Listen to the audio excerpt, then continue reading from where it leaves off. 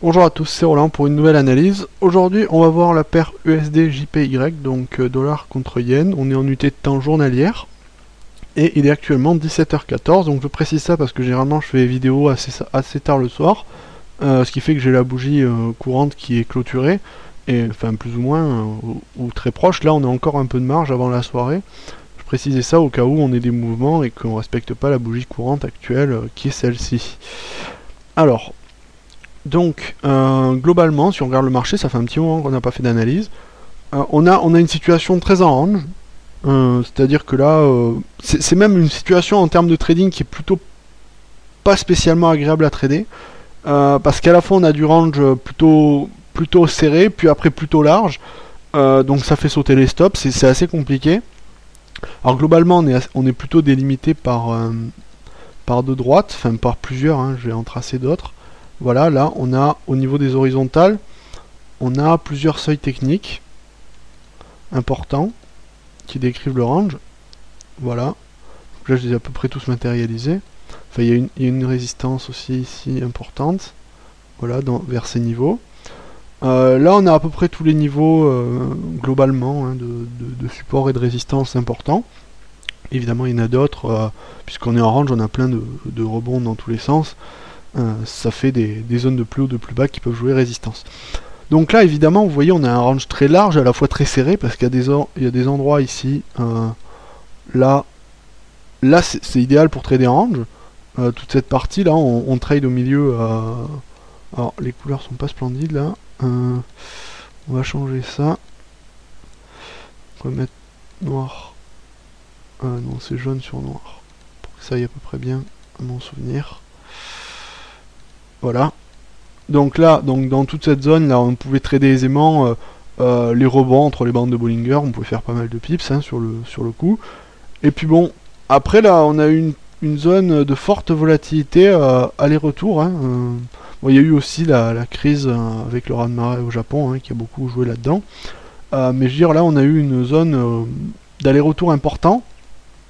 Évidemment, ceux qui ont pris leurs bénéfices sur la baisse, puis la hausse, puis la nouvelle baisse, là ils ont pris beaucoup, mais alors pour les prévoir, c'est différent, c'est difficile parce que à chaque sortie, on se dit que c'est une sortie de range, et puis au final, non, c'est pas une sortie de range, c'est simplement un nouveau plus haut qui va être marqué, puis retour dans le range.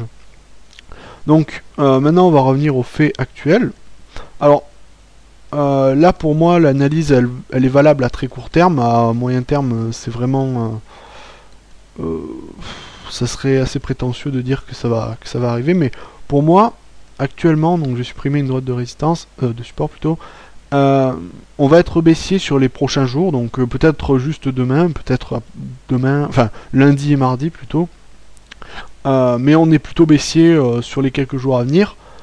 Pourquoi? Parce que globalement on est dans une situation de range, on a fait une belle baisse, on a rebondi sur le dernier plus haut ici, qui est confondu avec les bandes supérieures de Bollinger, qui sont orientées à plat. Donc quand c'est orienté à plat, généralement les bandes jouent bon rôle de niveau de support résistance. Ici ça a bien joué, hein, puisque hier on a eu une séance clairement baissière, donc on a dû faire une bonne centaine de pips sur la journée. On va voir ça, bon il doit y en avoir 70 pips à peu près sur la séance, et en maximum d'écart on doit être pas loin de 100. Mais il y a eu une belle baisse hier, on est resté bloqué sur la M20, qui est à plat aussi, hein. Et actuellement, mais c'est pour ça que j'ai dit qu'il était 17h14 tout à l'heure, on est en train de franchir cette moyenne mobile 20. Si auquel cas à la fin de la journée la moyenne mobile 20 est franchie de la sorte, ainsi, ou même un petit peu plus, pour moi il y a de fortes chances que les cours continuent à la baisse et viennent attaquer la bande inférieure de Bollinger. Après, une fois qu'on sera sur la bande inférieure, c'est là que c'est plus compliqué. Logiquement, si on reste dans cette dynamique de range, la bande de Bollinger, si elle évolue pas, si elle reste à plat comme elle est là, on sera sur la ligne du dernier plus bas, et donc on a une forte probabilité de rebond. Alors, il y a un autre scénario possible. Enfin, pour moi, la base, sans chercher, au niveau du trading, si on veut trader, c'est trader maintenant et aller jusqu'à la bande inférieure de Bollinger, mais pas plus loin, parce que là, au-delà, c'est vraiment de l'hypothèse, c'est pas vraiment de l'analyse. Donc, on peut interpréter aussi une figure chartiste ici, Mais alors voilà, mais alors il faut vraiment prendre ça avec des pincettes. Hein. Là, vous voyez, on a un drapeau ici. Donc une baisse importante, une figure de consolidation à plat, une sortie en force. Et normalement, ça continue à baisser.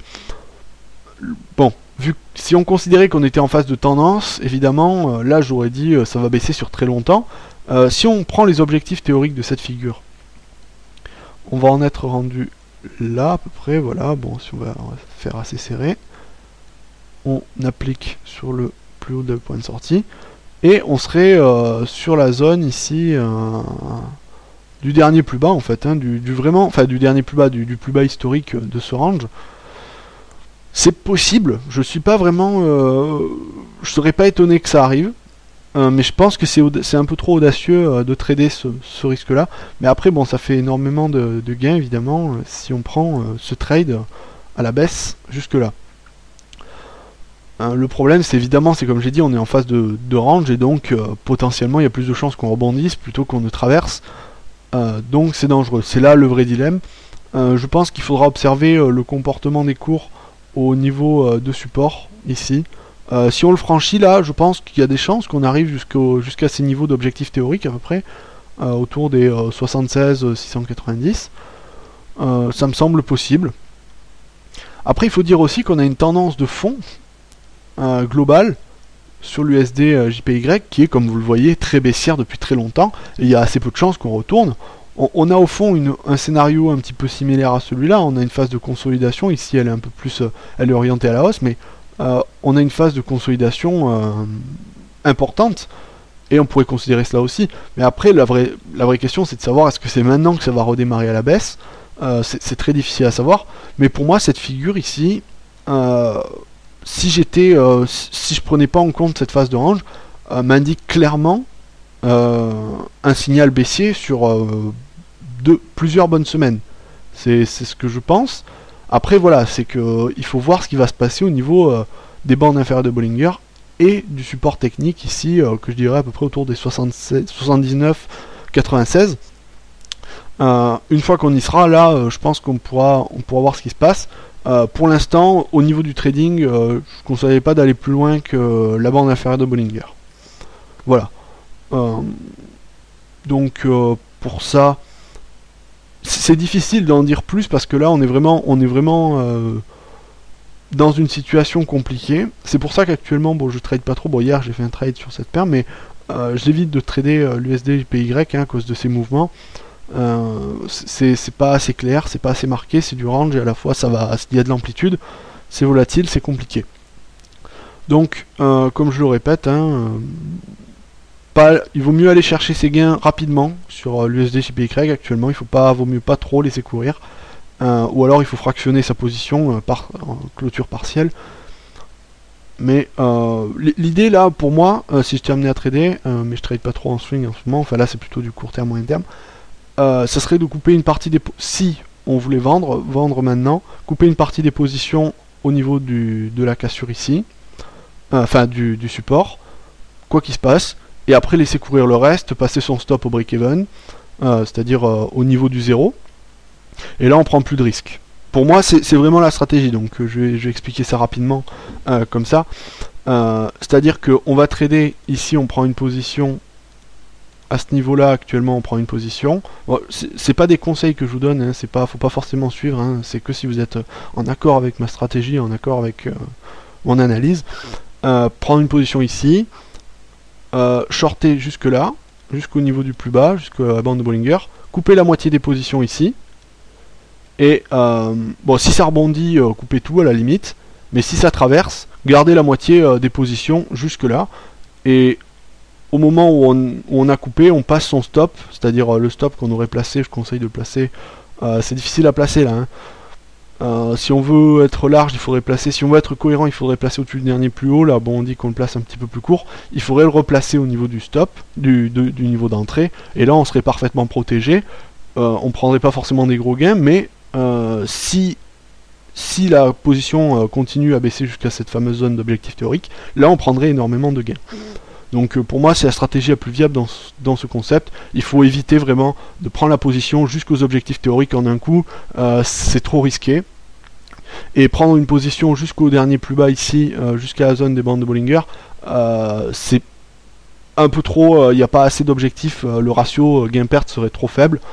Donc je pense qu'il vaut mieux couper, fractionner ses positions à ce moment-là. Voilà, donc c'est juste un avis, hein, vous n'êtes pas obligé de le suivre, vous faites comme vous voulez. Donc maintenant vous savez, vous connaissez mon avis. Et sur ce, bien je vous dis à bientôt.